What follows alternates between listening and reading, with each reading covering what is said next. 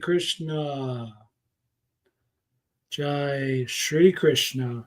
Jai Srimad Bhagavad Gita. Jai Srila Prabhupada. Jai Shri Vaishnavas and Vaishnavis everywhere. Today we're doing chapter 10, verse 4 through 7, the second verse cluster of chapter 10. And I am now very confident that how H.D. Goswami translated it in his book, the paragraph indents are on purpose. They are meant to show the verse cluster that Krishna himself has kind of designed in his rhetoric or composition, presentation of this knowledge. I can't really say knowledge because it's in the first verse here where we get a definition of that. But anyway, I think you know what I mean.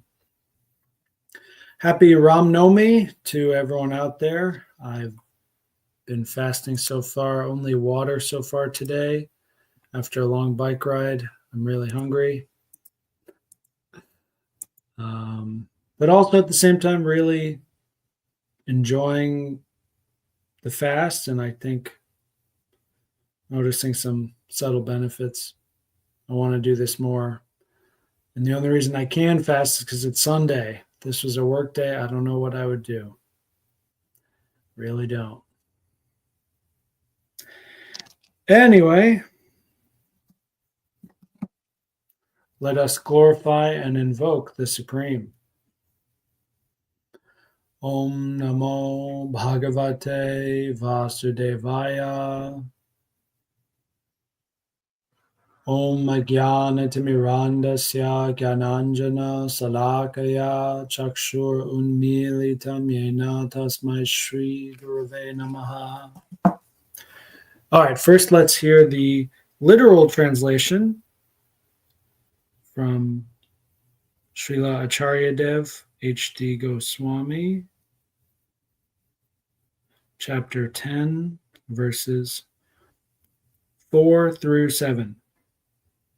Reason, knowledge, non-confusion, forgiveness, truth, discipline, serenity, happiness, unhappiness, becoming, non-existence, danger and safety, non-harm, equality, satisfaction, austerity, charity, fame, and infamy. These states in various forms arise from me alone. 7 great ancient sages and 4 Manus are born of my mind and share my nature. This world's progeny comes from them. One who knows in truth this vast power and yoga of mine engages in unwavering yoga. There is no doubt here. And that's that. That's what we're talking about today.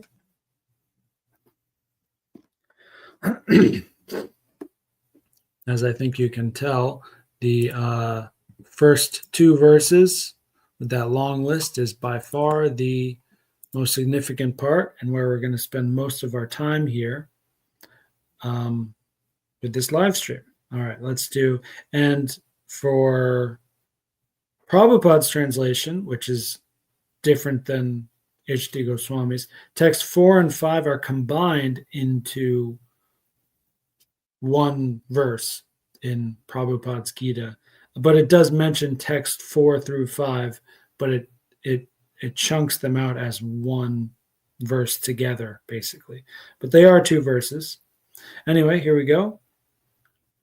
Intelligence, knowledge, freedom from doubt and delusion, forgiveness, truthfulness, self-control and calmness, pleasure and pain, birth, death, fear, fearlessness, non-violence, equanimity, satisfaction, austerity, charity, fame, and infamy are created by me alone. So you may have noticed some translational differences there. H.D. Goswami used reason. Prabhupada used intelligence. In this particular case, I prefer reason as well. It's more mm, it's a little bit more unambiguous. It doesn't sound quite as maybe fancy, but it seems more well, first of all, it's definitely more honorific to the Western philosophical tradition, that's for sure. But then again, intelligence is more um, honorific and accurate to the Bhagavad Gita itself, where in other cases, Prabhupada has used that word intelligence in English as a technical term, um, translating from the technical term Sri Krishna is using. Anyway, it doesn't matter. They're both the same thing. They're both good. They're both good words, no problem. Um, the opposite case, where Prabhupada's translation is definitely better, is truthfulness as opposed to truth. Those are not the same. So, truth is kind of like an energy or an entity. It's typically impersonal, whereas truthfulness is, I think, by definition, embodied in either a person or something from a person. Um, and what I mean even more practically is that truthfulness is a virtue. Anything with ness, ending in forgiveness, truthfulness, calmness, these words are conjugated that way to show that it's a trait of a person. And it seems, and that's exactly how Krishna is making these this list here. These may, what is Krishna's mind thing? Is it virtue, or is it a state of consciousness, a state of being, or a trait? I don't know exactly which word is like perfect here, but they're all synonymous, and that's how Krishna means. Uh, that's the context for all these words here. These are traits, basically, of a person. And in the very last line, of course, we get what's the whole point of this is that these traits actually come from Krishna, which, of course, begs the question, right? How can there be karma if all these virtues are simply, given gifts, fortune, good luck, something like that from Krishna alone? Um, and the first thing when answering that begged question I did was I looked at this list here, and I looked at them as virtues, and I compared them to Aristotelian virtues. Is what I'm used to thinking of in terms of virtue: bravery, generosity. Those classical virtues you can practice, and that's why that works. Is because you can practice it by yourself. Krishna can help you or hurt you in that process, but you can gain or lose any and all of those virtues within a lifetime based on your behaviors. But birth and death, I mean, that happens no matter what. And even if you say, oh, I can control when I die or something, maybe you can't. And anyway, when I go through it, literally everything on the list here is a gift. It's not a classical virtue. It's a mystical virtue. What Christians and Aquinas would call spiritual virtues, like hope.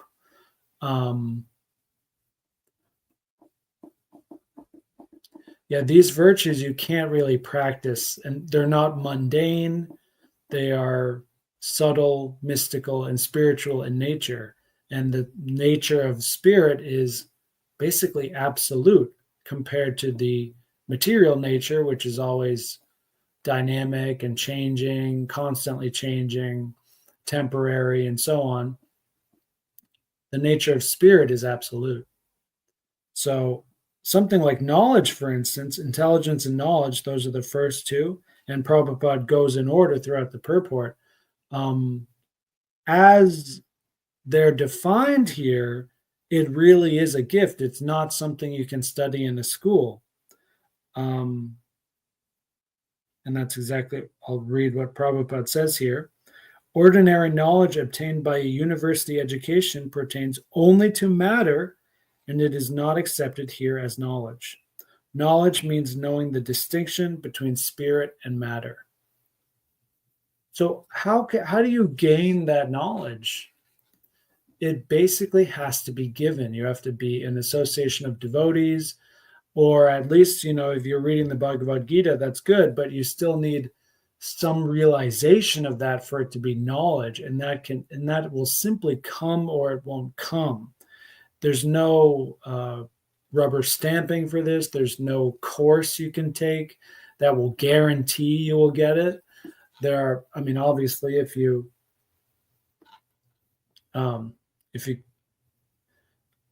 alongside association of devotees is something like signing up for a course run by devotees, and that will greatly increase your chance of getting this knowledge. But still, when you get it, how you get it, why you get it, all of that is from Krishna alone. It's a gift, basically. That's not what Krishna doesn't use the word gift here. That's what I'm using to describe the structural difference between a spiritual virtue and a material virtue.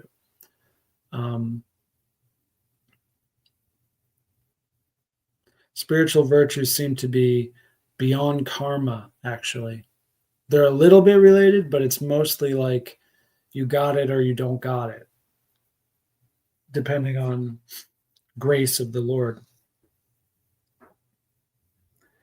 But there's only one phrase defining intelligence. Intelligence refers to the power of analyzing things in proper perspective.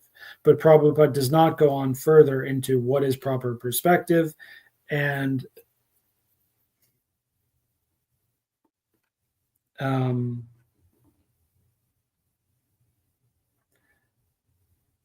there's so many different words for intelligence in Sanskrit. But like when we talk about the material elements, mind is manas, and ego, ahankara, and in between mind and ego is intelligence. And I think that word, I'm guessing, I'm not sure, but I'm guessing it's chitta, like sat chit. No, because then that would be the spiritual world. Can I pause the stream?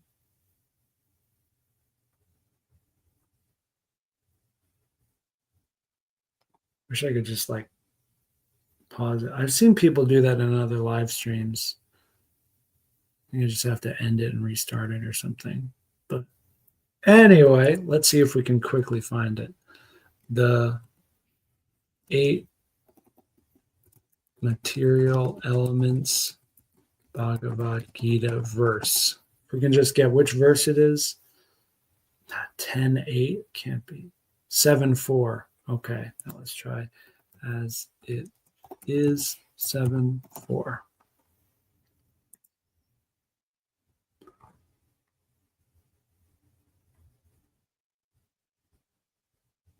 It's the same word used here. Buddhi. Buddhi means intelligence. And typically in other contexts, that means spiritual intelligence. That which, So actually, once again, Prabhupada is right. I mean, he's always right. But even with a mundane, somewhat mundane, like comparison between intelligence and reason, intelligence is a better translation here, because knowledge is knowing spirit and matter, and intelligence is higher than knowledge, right? So intelligence means you know what is spirit, what is matter, and then intelligence, buddhi, is how do you live your life so that you can be more spiritual, less material, and so on, like that. And that's probably what Prabhupada is referring to when he says the proper perspective, meaning the perspective of spirit versus matter and Krishna versus non-Krishna.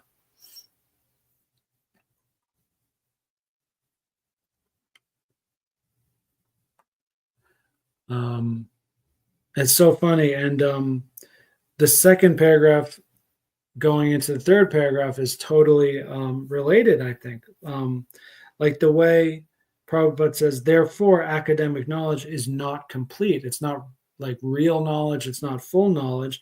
And then the next term Krishna uses is asammoha, freedom from doubt and delusion, which is achieved when one is not hesitant and he understands the transcendental philosophy.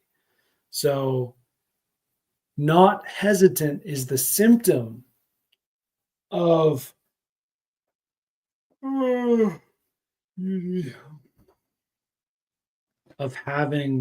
being really grounded in that real knowledge.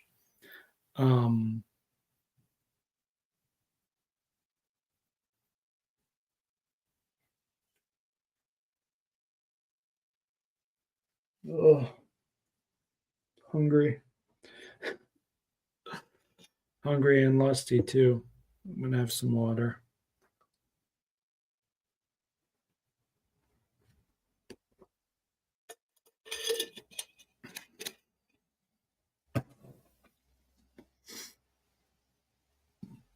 So there are many people who think, even devotees who think, oh, I have all this academic knowledge, it means something.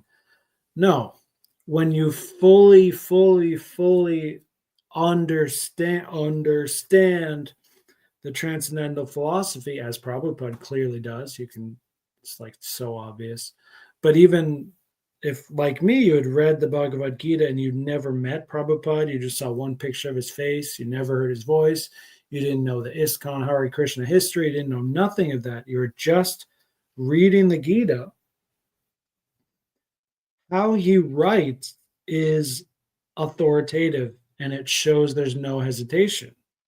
He doesn't say, I think academic knowledge is not complete, but it has some uses, blah, da, da, da, da, da, da, da. No, it's just, that's it. It's not complete. And this also corresponds to truth, satyam, truthfulness, means that facts should be presented as they are for the benefit of others. And don't worry about those social conventions that says, oh, you can only speak the truth when it's palatable to others, but that's not truthfulness. And Prabhupada Acharya is doing that. How he's writing is a demonstration of what it's like to have these spiritual virtues that come from Krishna. Very meta, this part here. Let's go on in the list here. Chama, that KS sound is cha, cha, cha, cha, cha, sa, sa, sama. Forgiveness should be practiced, and one should excuse the minor offenses of others. So I think the key word there is minor. There are some major offenses that others may do, and we have to sometimes do something other than chama, forgiveness. Only one sentence on that, but then satyam, Prabhupada goes quite a lot. That's more than half of the whole paragraph there. It's all about truthfulness. That's a very important thing. If you don't have that, what do you have? Maybe you don't have anything. And of course, that's also built into the title of the Bhagavad Gita as written by Srila Prabhupada. It is the Bhagavad Gita as it is. Only Prabhupada has done that. H.D. Goswami didn't do that. None of his disciples, any of the other commentators claimed right on the front, on the cover, this is the Bhagavad Gita as it is, not as I am telling you from my commentary, blah, blah, blah. No, this is literally the thing itself, purely as it is by its own standards, not mine.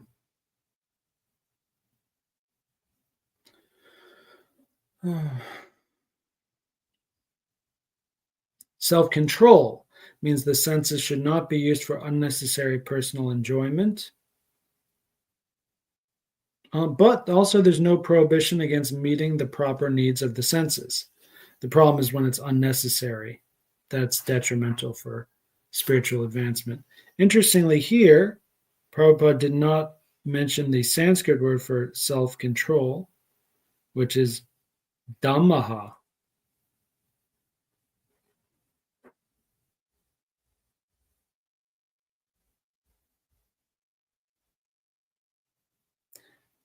Well, dhammaha is control of the senses, and shammaha is control of the mind. And so, and then, yeah, so Prabhupada looped them two together. Um,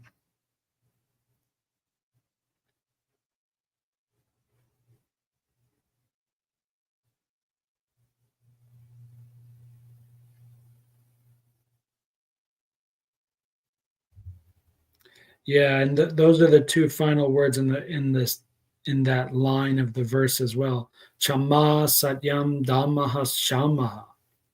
So I think Krishna and Prabhupada both are linking Dhammaha and Shamaha together as brothers. You could think of it like, which they obviously are. They're both about control.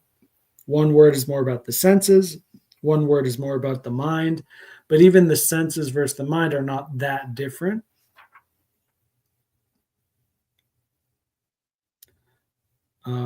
But it is also interesting to note that controlling the mind here is also translated as calmness.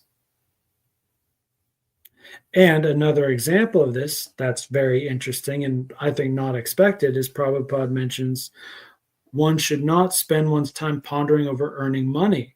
That's a misuse of the thinking power.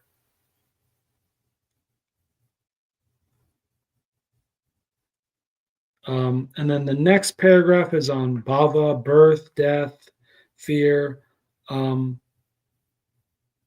going to skip mostly all of those, although not skip. I'm just going to summarize by saying Prabhupada says the same thing for all of these listed here in this paragraph, which is basically take what is good and leave what is bad as it pertains to Krishna consciousness. So, and there's a few things that are a little obvious, I think, like bhava, birth. Obviously, it refers to the body. It doesn't refer to the soul, which is eternal. But fear, death, all these things, if they're helping you come to Krishna, it's good. If it's not, they're bad. And if you do want to be free from fear, come to Krishna. The very last sentence, bhayam, fearlessness, is only possible for one in Krishna consciousness. So that's maybe the best example of this whole list of how these things come from Krishna directly. It's not even possible to get fearlessness. True fearlessness is not even possible without Krishna. Some of the other ones you can get lucky, you can have, and you can therefore make the claim that, oh, it's not directly from Krishna because I did this things to earn it, blah, blah, blah, whatever, but not fearlessness. Next is ahimsa, nonviolence. We should not put others into misery or confusion.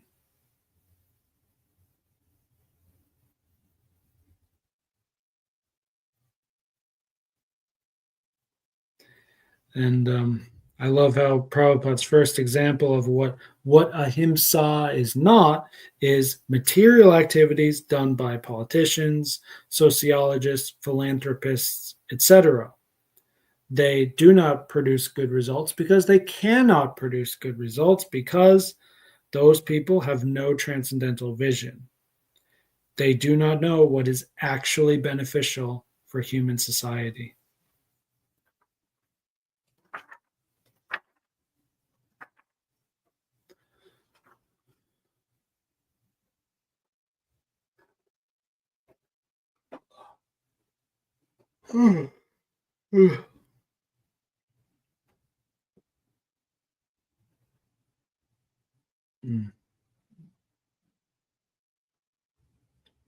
I just skipped through all of the plates.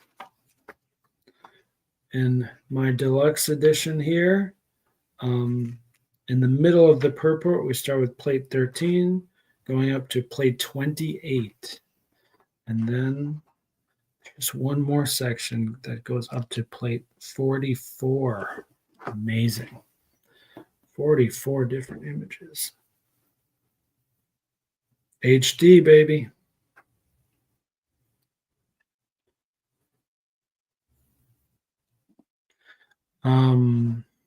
Next one is samatha, equanimity. This one's interesting, one of my favorites. I've gotten a lot of this one in my devotional life. Refers to freedom from attachment and aversion. That doesn't mean be totally detached. It's not good to be very attached or very detached. That is not the best. Prabhupada says this material world should be accepted without attachment or aversion. Once again, what's favorable for prosecuting Krishna consciousness is accepted, and that which is not should be rejected. That is samatha, equanimity. Tushtihi, satisfaction. One should not be eager to gather more and more material goods by unnecessary activity. One should be satisfied with whatever is obtained by the grace of the Lord. Tapas, austerity or penance. That's the entire paragraph there. Prabhupada talks a lot about that. Just maybe 2 sentences on tushtihi, satisfaction. One example is fasting. So it is troubling to fast and to rise early in the morning and take a bath. This is not fun, but whatever voluntary trouble one may suffer in this way is called penance. And fasting on certain days is recommended, even if you're not inclined to. But if you're determined to make advancement in the science of Krishna consciousness, you should accept such bodily troubles, which are recommended. But you can also fast that are against the Vedic injunctions. Fasting for political reasons is not good. We're just making up some new reason to fast.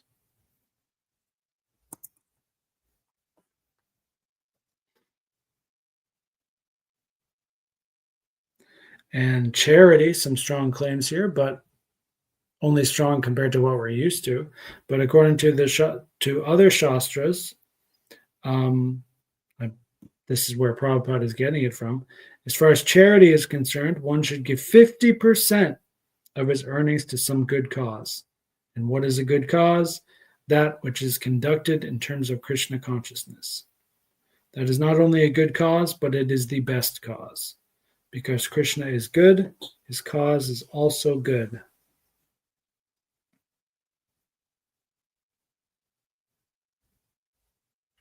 And we can also give charity to Brahmins. And that makes sense. Why? Because Brahmins have to be constantly devoted to gathering higher spiritual knowledge, and thus they have no time to earn a livelihood.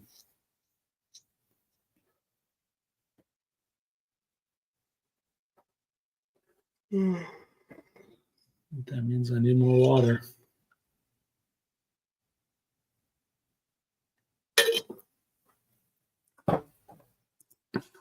Wow, 30 minutes. And I'm literally trying to go as fast as possible. Interesting definition for fame here. Yashaha, fame. According to Lord Chaitanya. Who is famous? It's who is known as a great devotee. That is real fame.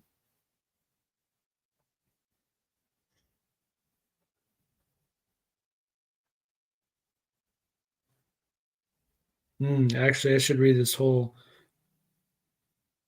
paragraph here. The last paragraph is a lovely conclusion. Obviously, the origin is Krishna. Nothing can happen without Krishna, and that is knowledge. We should realize everything flows from Krishna. But before that, Prabhupada says, all these qualities are manifest throughout the universe in human society and in the society of the demigods. There are many forms of humanity on other planets, and these qualities are there. Now, for one who wants to advance in Krishna consciousness, Krishna creates all these qualities, but the person develops them himself from within. One who engages in the devotional service of the Supreme Lord develops all the good qualities as arranged by the Supreme Lord. Keyword is arranged there. So I think it's kind of like Krishna lets us feel like we are gathering these virtues ourselves, but really he's arranging all these circumstances so that we can achieve all these things. They're really coming from Krishna, but it just so happens to manifest from within ourselves. And this is all arranged by the Lord. And that does definitely correspond to my experience perfectly. Like first becoming a devotee and then all of a sudden being in the middle of nowhere in Thailand, in a little town where I was forced just to survive there, I was forced to get tushtihi, samatha, really how to live a dharmic life. I learned that so much more from living in Thailand than from anything I've done in ISKCON. Even from reading the Bhagavad Gita. Actually living in a actual dharmic culture, very traditional, very rural, in that particular region. I didn't arrange any of that. So Krishna arranged all of that so I could get a brahmachari. You could think of it. That was my brahmachari ashram, I think, more than anything else. Now we've got to keep going. All right. The last two verses are really quick anyway, though. Verse 6, the 7 great sages, and before them the 4 other great sages and the Manus, brackets, progenitors of mankind, bracket, are born out of my mind, and all creatures in these planets descend from them. Pretty straightforward. And then Prabhupada says in the first sentence here, the Lord is giving a genealogical synopsis of the universal population. And then there's a few other details there. We're going to skip through the purport until the end where Prabhupada says, Brahma is known as Pitamaha, the grandfather, literally great father, Pitamaha, great father or grandfather. And Krishna is known as the Prapitamaha, the father of the grandfather.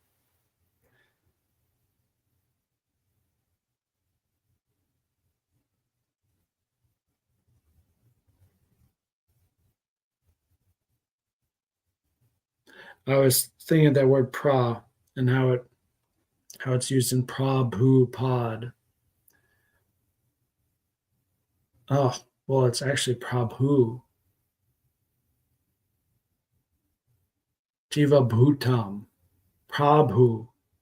So Prabhu is the Lord, that which is higher than the Bhu, the created material beings, Jiva Bhutam, the sensory infested creatures. Prabhu is one who is above that, one who is literally Lord of the senses, Lord of the material knowledge, because he knows the spiritual knowledge. Prabhu is a beautiful word. Wow. And this is stated explicitly in Bhagavad Gita 11:39. More on the genealogy we will do later. Verse 7. He who knows in truth this glory and power of mine engages in unalloyed devotional service. Of this there is no doubt. So this verse is the final tie to finish the cluster. And we're just going to finish with the last sentence here by Prabhupada. One should not neglect to understand fully how great Krishna is, for by knowing the greatness of Krishna, one will be able to be fixed in sincere devotional service. So that is the perfect reminder. That's why we're here in chapter 9 and 10, especially. That's why we're learning all this. It's to help us be fixed in devotional service. It's not, Krishna is not just like, yo, look how great I am. Look at me. Look at me. It's really to our benefit to be really devoted to the Supreme Lord. And it really helps to be devoted when you really know just how supreme he really is. And also just how not supreme you really are as well. So that should be it for now. How do we do for time? 36 minutes. I think that's very good considering how empty my stomach is. So thank you all. Have a good day or morning or evening or night, wherever you are. See you next time. Hare Krishna.